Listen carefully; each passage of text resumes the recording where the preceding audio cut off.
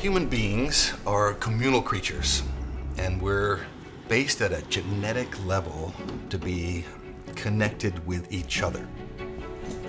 When we take a look at the way the world is currently operating, there is something that has gone sideways in our culture. This has led to a loss of engagement, retention, innovation, and a loss of meaning and purpose in our lives.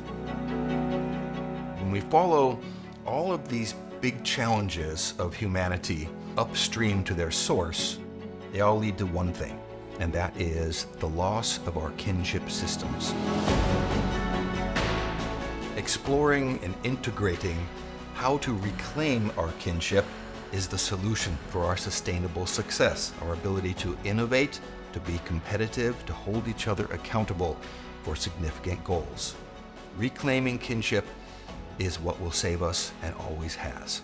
My name is Philip Folsom. Welcome to the Team to Tribe program.